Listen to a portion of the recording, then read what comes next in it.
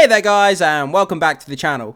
This is part 2 of our 2-part video, taking a look at 15 Harry Potter spells and potions that should be illegal. If you missed part 1, you can find a link to that video in the description below.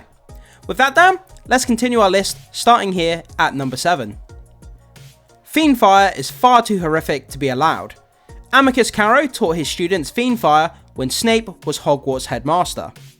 Fiend Fire is a curse of extraordinary proportions in Harry Potter. It allows the caster to spark an all-pervading inferno that can burn the likes of Horcruxes to cinders. Impressive considering how much effort it takes Dumbledore to destroy them. These uncontrollable flames can destroy incalculable proportions. The problem of Fiend Fire is not the heat of the flame, but the aggression of which it flows. This spell almost seems like it has a mind of its own, existing beyond the control of the wielder. Vincent Crabbed used this curse in the Room of Requirements, destroying the magical place and killing himself in the process. Clearly, Fiend Fire should just be banned. Number 6. The Polyjuice Potion is an effective means of identity theft. Hermione brews a Polyjuice Potion in the Chamber of Secrets and turns into a cat. Nobody in Harry Potter questions the countless red flags arising from the use of Polyjuice Potions, such as people's unlimited access to others' bodies, even for a short time.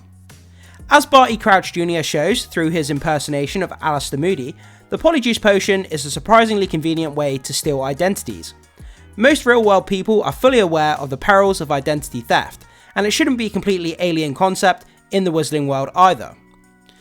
Not only should the Polyjuice Potion be severely regulated, only concocted for security uses by Auroras, but there should be a mechanism in place to prevent identity theft. During Voldemort's Dark Rule, people could only ask intimate questions of their loved ones to be sure they weren't using the Polyjuice Potion, which is not all that safe. There should be a method to identify people using any spell or potion to disguise themselves.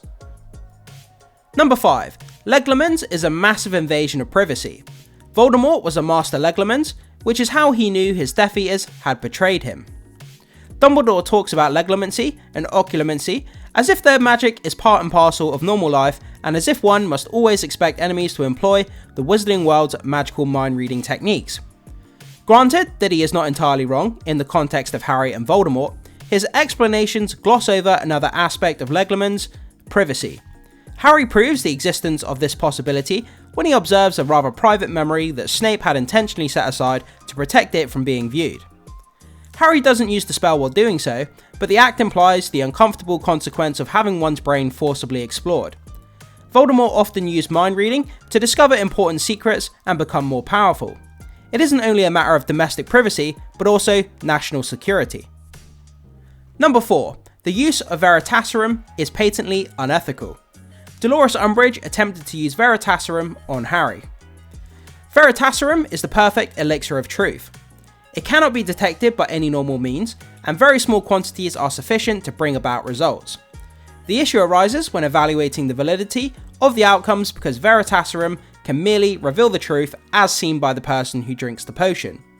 Although the use is prohibited in Hogwarts, no known laws are blocking the use pretty much anywhere else. Much like Leglemens, Veritaserum is a problematic breach of privacy, especially since people can trick others into drinking it, much like Umbridge tried to do with Harry. To make matters worse, it doesn't seem like anyone uses Veritaserum for anything useful. Such a potion should be offered to people on trial to make sure they tell the truth, but no one thinks about that. Number 3. The magic that is used to make Horcruxes. Lord Voldemort created 7 Horcruxes to make himself immortal. Thankfully, known to a small number of magical practitioners in the Harry Potter world, the spell for producing Horcruxes requires an act of murder in any random object, allowing the caster to split their soul and store it in the given object. Voldemort likely discovered this incantation in the Secrets of the Darkest Art, a tome from the Forbidden section in the Hogwarts library. This spell is presumably outlawed in theory. However, since mere students can use it so easily, perhaps a few more legal regulations are in order. Dumbledore made sure to confiscate any book on the subject from Hogwarts library, but who knows if people can access this information from other sources. The mere existence of Horcruxes goes against human nature, and it poses a question on how many other dark spells can be discovered in the Wizarding world. It doesn't look like the Ministry of Magic is doing anything to regulate the situation. There should be barriers and limits to people's ability to acquire and invent spells of this nature. Number 2. Felix Felicis is effectively cheating at life. Harry's friends used Felix Felicis to survive the Battle of the Astronomy Tower. Felix Felicis is one of those potions that's unlikely to be misused, if only because synthesizing it needs vast amounts of potioneering, talent and patience. Anyone who drinks it is blessed with temporary good fortune, permitting most of their actions to end in the results they want. The mechanics of Felix Felicis are unknown, but it's possibly a form of probability manipulation.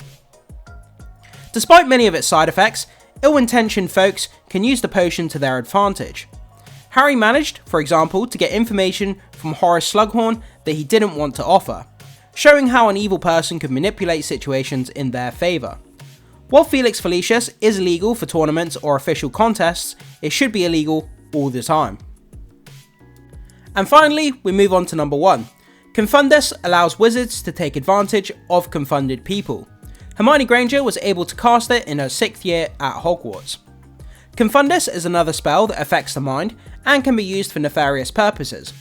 As the name suggests, it confunds the person, making them act erratically. Hermione uses this spell on Cormac McLaggen to make him lose against Ron in the Keeper Gryffindor Quidditch trials. Supposedly, Cormac would move in the opposite direction of the quaffle, which shows the effect of the spell on the player. Snape also used the spell more powerfully and severely. He cast Confundus on Mundugus Fletcher and made him believe that he had come up with a plan of the 7 Potters. This proved the spell could be used to change a person's memories or influence them in certain directions for manipulative purposes. This makes it almost as dangerous as the Emperor's Curse, if not more, since the person wouldn't have any evidence of what happened to them. With that down, that brings us to the end of my list of 15 spells and potions that should be illegal or at least heavily regulated. If you've enjoyed this video, please make sure to hit the like button and consider becoming a subscriber of the channel, as it goes a long way to supporting my content. Be sure to keep it magical, and as always, I will see you in the next video.